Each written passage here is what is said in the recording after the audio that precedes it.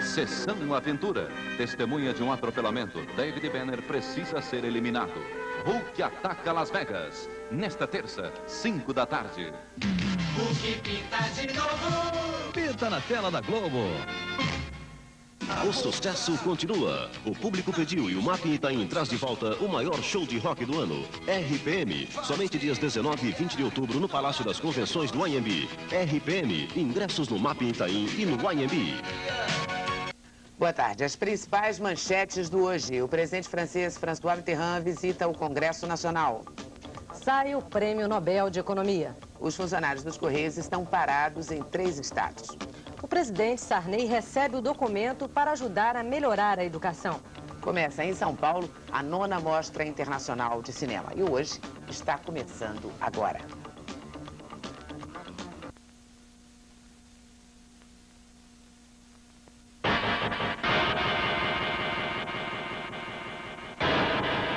Presídio ou reintegração? Com a palavra, o Poder Judiciário.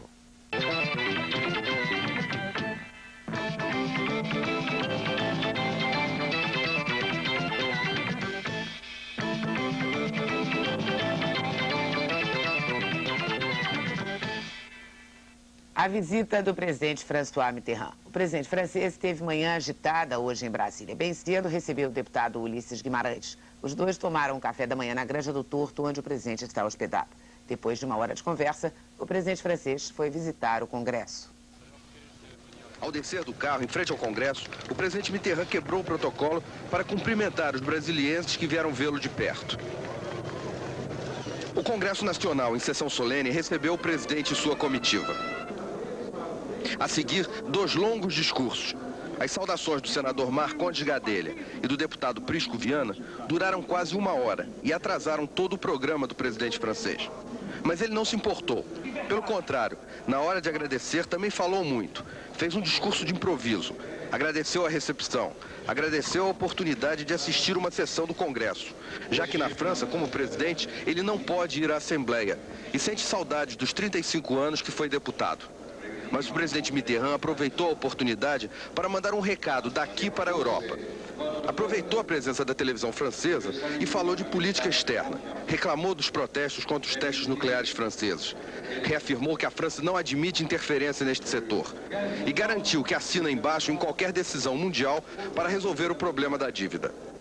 Estava previsto para o meio-dia um passeio por Brasília do presidente Mitterrand e do governador do Distrito Federal, José Aparecido de Oliveira. Mas uma chuva muito forte e até com granizo atrapalhou o passeio. Foram cancelados o lançamento da pedra fundamental do Panteão de Tancredo Neves e a visita à Catedral. Por causa do atraso e da chuva, o único lugar onde o presidente François Mitterrand parou e desceu do carro foi aqui no Memorial JK. Ele, acompanhado do governador José Aparecido, colocou uma coroa de flores no túmulo do ex-presidente Juscelino Kubitschek. Rapidamente, acompanhado de sua mulher, Danielle Mitterrand, ele visitou os objetos que pertenceram ao presidente Juscelino Kubitschek. Incêndio na reserva florestal de Amapurã, no nordeste do Paraná. A reserva fica na divisa da cidade de Amapurã, entre São José do Ivaí e Paranavaí, e tem 198 hectares. O fogo já destruiu 12 hectares e começou nas terras do agricultor Nelson Busato, ao lado da reserva, por causa de uma queimada. O agricultor vai responder ao inquérito policial. O Corpo de Bombeiros de Paranavaí e funcionários da Prefeitura de Amapurã estão trabalhando na reserva para evitar que o fogo se espalhe. O terrorismo na Argentina. Uma bomba explodiu hoje no bairro Belgrado, em Buenos Aires. Ninguém morreu nem ficou ferido, mas a explosão destruiu os trilhos de uma estrada de ferro e os trens ficaram parados. Não se sabe se o atentado foi por causa de um conflito sindical ferroviário ou se foi para irritar os militares. A bomba explodiu perto de um prédio onde moram alguns generais da reserva e outros oficiais. Fica agora mais difícil desvendar um mistério que envolve o atentado ao Papa João Paulo II em maio de 81. É que morreu o principal acusado de organizar e comandar o atentado, o chefe da máfia turca Bekir Çelenk. O militante turco Ali Agca, que disparou contra o Papa há 4 anos, afirmou que Çelenk prometeu 3 milhões de marcos aos extremistas turcos da organização Lobos Cinzentos para assassinar João Paulo II. Alfenas, uma cidade do sul de Minas, começa a produzir soro antiofídico. Até hoje, a vacina contra a picada de cobra só era fabricada em São Paulo, Rio e Belo Horizonte. existe pouco soro no mercado. E agora, a Fundação de Ensino e Tecnologia de Alfenas está pronta para a produção em larga escala. O projeto experimental está sendo desenvolvido há 6 meses pelo Departamento de Biologia, que já tem este serpentário com mais de 100 cobras. Elas são recapturadas aqui mesmo na região, onde a cascavel e a urutu são encontradas com muita frequência, além da jararaca e da coral. Na primeira fase do projeto, a Fundação pretende iniciar uma produção de 10 mil doses por ano. Para isso, precisa de 1 bilhão de cruzeiros. Inicialmente, a Fundação espera que os recursos, da sua maior parte, venham no FINEP. FINEP é a financiadora de estudos e projetos da Presidência da República. A Fundação, naturalmente, vai entrar com contrapartida no projeto, com seus recursos humanos e alguns recursos materiais também. O presidente Sarney recebe as conclusões do Dia Nacional de Debates sobre Educação. Vamos ver daqui a pouquinho.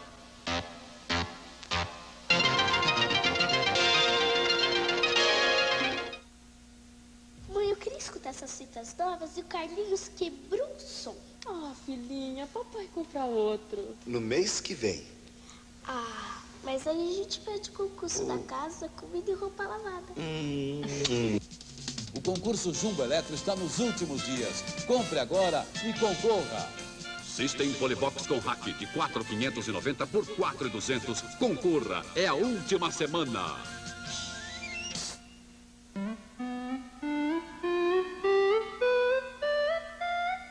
Ou você usa tudo isso para preparar sua sardinha em conserva,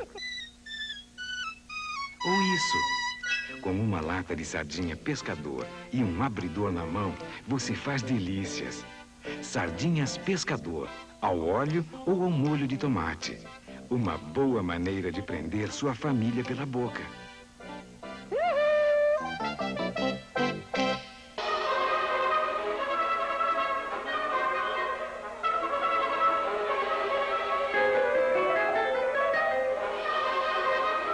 Você pode visitar a 18ª Bienal Internacional de São Paulo com quem entende, os monitores. Eles estão prontos para conduzir você dentro da exposição no horário da Bienal, de terça a domingo, da 1 da tarde às 11 da noite. Às terças-feiras, ninguém paga.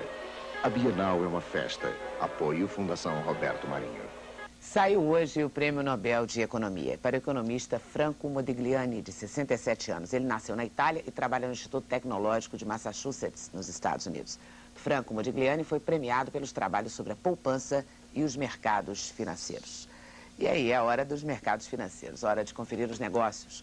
O dólar caiu pouca coisa no paralelo em relação à subida de ontem. Vamos aos números. No câmbio oficial, o dólar está a 8.135 cruzeiros. No paralelo, a 10.350 cruzeiros.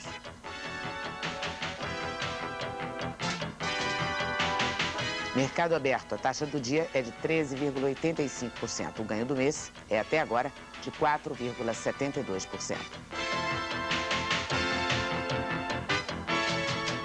Bolsa de valores, Bolsa do Rio em alta, índice de mais 1,4%. Ações mais negociadas até agora, Springer, PS, Banispa, ON, Ripasa, PP. São Paulo, alta de mais 1,8%. Ações mais negociadas nesta manhã, Banespa, PN, Souza Cruz, OP e Duratex, PP. Começa uma auditoria na cooperativa Tritícola de Santo Ângelo, a Cotrisa, para investigar o desvio de 119 mil toneladas de soja. O levantamento no setor financeiro, contábil e no patrimônio da Cotrisa está sendo feito por técnicos do Banco Nacional de Crédito Cooperativo, da Federação dos Cooperativas de Trigo e de Soja e da Secretaria Nacional de Cooperativismo. A greve dos funcionários dos Correios. Hoje pararam os funcionários das agências de Pernambuco, Rio Grande do Sul e Minas Gerais. Eles querem trimestralidade, incorporação do adiantamento de 30% aos salários e redução da jornada de trabalho de 48 para 40 horas semanais. Eles também pedem a readmissão de 1.500 funcionários demitidos na greve de maio. Em Belo Horizonte, os grevistas fizeram um piquete em frente à agência central. A polícia garantiu a entrada de quem queria trabalhar. A área administrativa funcionou normalmente, mas o diretor dos Correios de Minas, Fernando Batista, disse que os 30 mil quilos de correspondência e 400 mil cartas não serão entregues hoje em Belo Horizonte. No Recife, a agência central e outras 30 agências amanheceram com as portas fechadas. Os funcionários não fizeram piquetes. Em Porto Alegre, os funcionários se reuniram em frente à agência central. A administração dos Correios funcionou parcialmente e na área de operações pouca gente foi trabalhar. A direção regional pretende montar um esquema de emergência para distribuir a correspondência acumulada. Em Brasília, o ministro das Comunicações, Antônio Carlos Magalhães, se reuniu com o presidente da empresa brasileira dos Correios e Telégrafos, Laumar de Vasconcelos, para fazer uma avaliação da greve. A posição do governo só vai ser divulgada agora à tarde. E no Rio, fracassa a nova greve dos rodoviários. A decisão de uma nova greve foi tomada ontem à noite, numa assembleia que reuniu 1.500 rodoviários. A proposta do governo de reajuste de 10% do INPC em dezembro chegou a ser aceita, mas os empresários exigiram o aumento das tarifas para dar antecipação salarial e a trimestralidade, outra reivindicação dos rodoviários. O governo concorda com a trimestralidade, mas não aceita o aumento das passagens.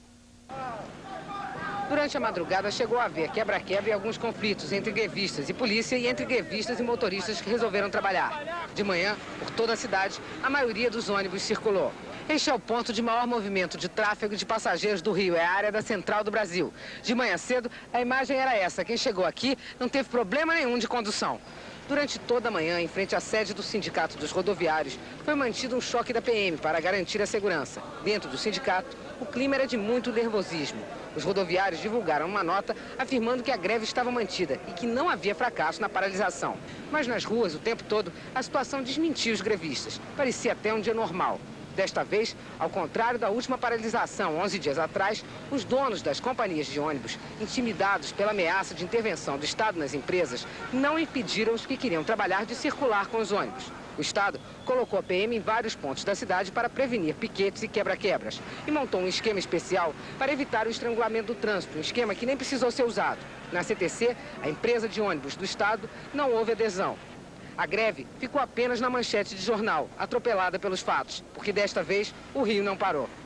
O presidente Sarney recebeu agora de manhã as sugestões sobre a educação no Brasil. É o resultado do dia D na educação, quando o país parou para discutir os problemas de ensino no Brasil.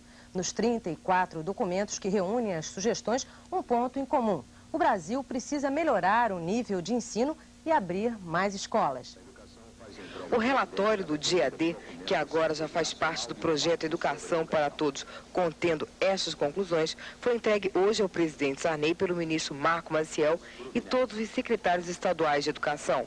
A CNBB, Conselho Federal de Educação e Confederação Brasileira de Professores também entregaram suas contribuições sobre a educação brasileira. Um representante das comunidades indígenas que também participaram do Dia Nacional de Debate entregou ao presidente Sarney um documento sugerindo como deve ser a educação dos índios brasileiros.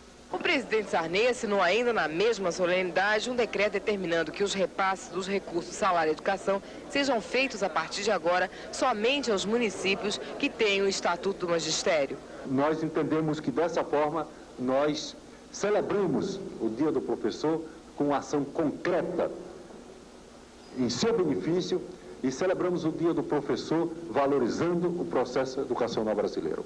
Vou recomendar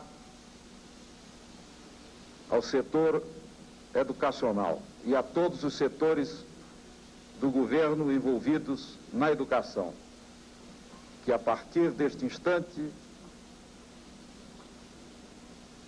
analisem em profundidade todos os subsídios aqui apresentados e que eles sirvam para que se possa cada vez mais melhorar o setor educacional brasileiro.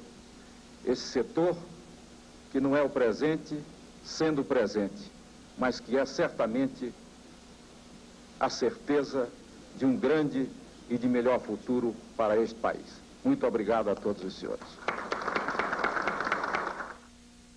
Começa hoje em São Paulo a 9ª Mostra Internacional de Cinema. Daqui a pouquinho vamos saber como vai ser este festival.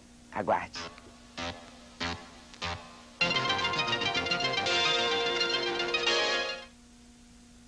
A arte só é arte quando é vista, não importa de que ângulo.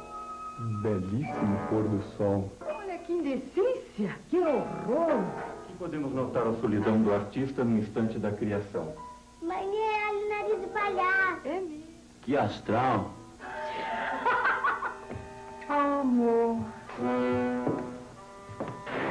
Bienal Internacional de São Paulo. É uma festa. Patrocínio Comide. Apoio Rede Globo. Encha seu coração de amor com os sucessos românticos do LP Inamorata. É som livre. Eliminatórias da Copa do Mundo ao vivo. Nesta quarta, 2 partidas decisivas do Grupo 3. 10 da manhã, direto de Bucareste, Romênia e Irlanda do Norte. E 15 para as 4 da tarde, Inglaterra e Turquia, direto de Londres. Eliminatórias da Copa do Mundo 86. Nesta quarta, ao vivo. Oferecimento Hollywood, o sucesso e a emoção das grandes jogadas. Caixa Econômica Federal, poupança começa em criança, segurança sem limite. Cerveja Brahma Chopp, ela é naturalíssima. Vá de Brahma Chopp, a cerveja muito mais. Volkswagen, qualidade e tecnologia do líder.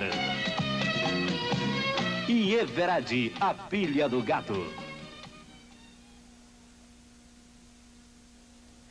A argila sagrada de uma ceramista australiana. Tancupi é a primeira índia australiana a mostrar seu trabalho em São Paulo. São peças feitas em argila, material sagrado na cultura do Tancupi. A exposição, promovida pela Embaixada da Austrália, abre à noite no Museu de Arte de São Paulo. Este tom laranja, ocre, significa alegria para os índios australianos de uma tribo que ainda vive em Weipa, no norte da Austrália. É com alegria que Tancupi, a única ceramista índia da Austrália, desenha os animais nesse painel. O canguru, a tartaruga, os pássaros. Ligados estreitamente à natureza, os aborígenes australianos acreditam que o homem descende dos animais. E são as lendas e tradições do seu povo que Tancupi quer perpetuar nos seus potes de cerâmica. A argila é sagrada. Os potes circulares simbolizam o mundo, o ciclo completo da vida. Esses ela chama de forma livre. Lembram o oceano, conchas que Tancupi segura firme e imprime sua mão. Nesses outros grandes ovos de argila, Tancupi explica o seu trabalho. São os potes chamados mágicos do amor. Eles representam a fertilidade, a maternidade, a mulher. Tancupi resume assim o seu trabalho. Eu trabalho com liberdade, diz ela. Não uso torno. As ideias são das coisas que me cercam, quase todas universais. Eu pinto livremente, às vezes ouvindo música, e gosto muito de trabalhar. I enjoy it very much.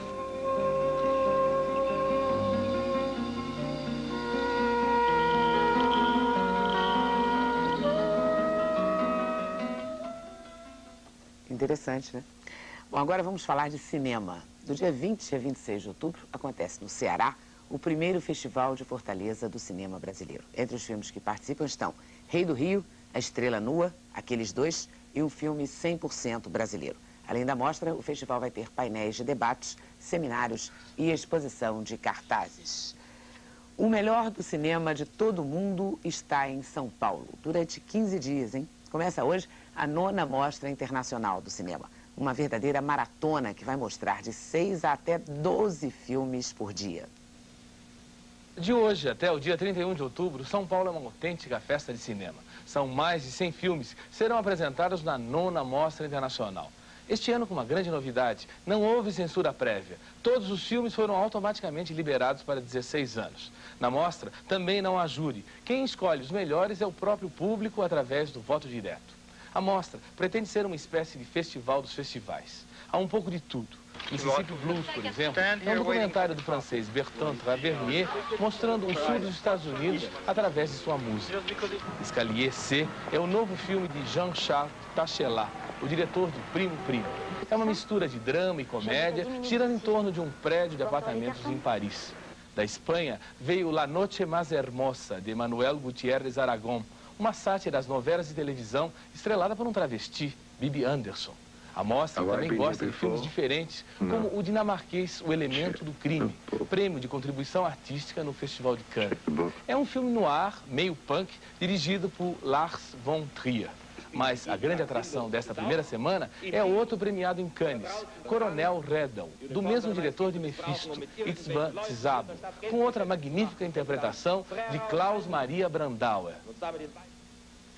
Em São Paulo, o Festival de Cinema na Moda, a produtora Cristina Franco mostra como as elegantes do cinema se vestiriam hoje usando as tendências de primavera-verão de Milão. Ela mostra hoje 2 etiquetas, Missoni, na era do vídeo, e touché na era do cinema.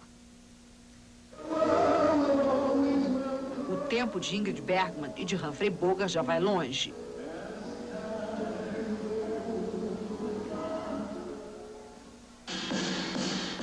E hoje, para ser bem sedutora, talvez ela se vestisse assim, de jeans com camisa colorida, para ver Casablanca tomando Coca-Cola com ele.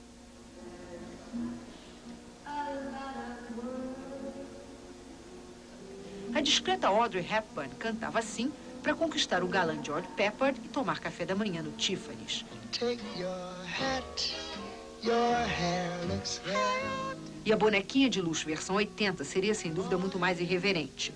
Mas não resistiria ao charme das roupas que Audrey Hepburn usava e até reeditaria as roupas assinadas por Hubert de Givenchy.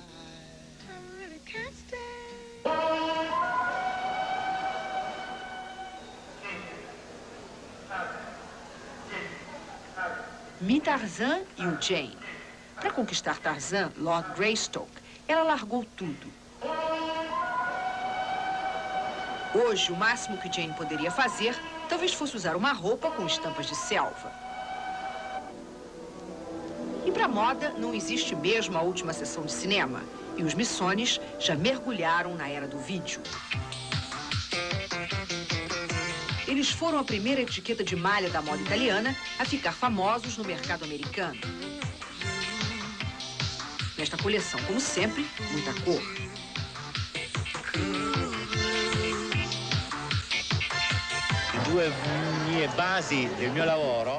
A base do meu trabalho são a matéria e a cor. E se eu não fizer uma coleção colorida, o meu trabalho não tem sentido.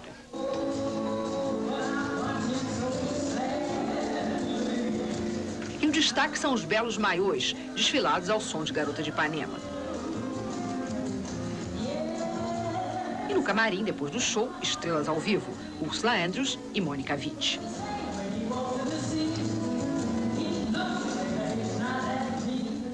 Um poeta paulista no Rio. Roberto Piva conquistou ontem uma plateia de jovens poetas e escritores cariocas com humor bem urbano, bem paulista. Ele hoje repete o recital. E agora com vocês, Roberto Piva. Abandonar tudo, conhecer praias, amores novos, poesia em cascatas floridas com aranhas azuladas nas samambaias. Todo trabalhador é escravo, toda autoridade é cômica. Fazer da anarquia um método e modo de vida. Estradas, bocas perfumadas, cervejas tomadas nos acampamentos. Sonhar alto.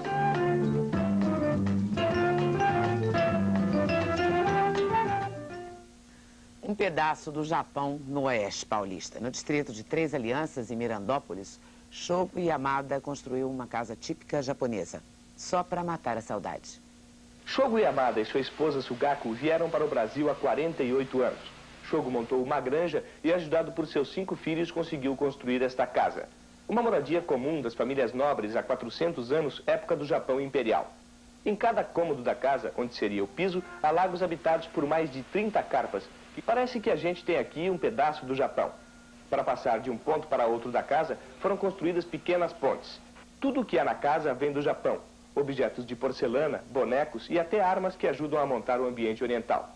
Shogo não quis dizer quanto investiu para construir tudo isso, e nem quanto é preciso para manter a casa em ordem. O quarto japonês é um local de muitos rituais, onde, por exemplo, ninguém pode entrar de sapatos. É uma parte da casa que não existe exclusivamente para o descanso. Aqui, os japoneses também tomam o seu chá, o que é uma tradição japonesa. A mesa tem 40 centímetros de altura e não existem cadeiras, apenas encostos. Agora, Shogo, por que você resolveu construir tudo isso? Shogo diz que quando chegou no Brasil era pobre e com muito trabalho conseguiu vencer na vida. Agora, aposentado aos 68 anos, ele acha que não poderá mais voltar para o Japão. E esta casa, para ele, faz diminuir a distância entre o Brasil e seu país. Shogo fez sozinho, à base de cimento, várias réplicas de castelos japoneses. Esta cascata produz o som que identifica ainda mais a casa com a natureza. Logo que nós chegamos aqui, o Shogo me convidou para tomar um banho. No começo eu achei estranho, pensei até que fosse brincadeira. Mas depois eu compreendi a intenção dele de me mostrar na prática o que é o furyo, ou seja, o banho coletivo, muito comum entre os japoneses. E convenhamos, a água está um pouquinho fria, mas nada mais gostoso e relaxante do que isso. Arigatou, Shogo. Muito bom, né? Opa! é só a cachoeira. Uma boa tarde e até amanhã. Boa tarde.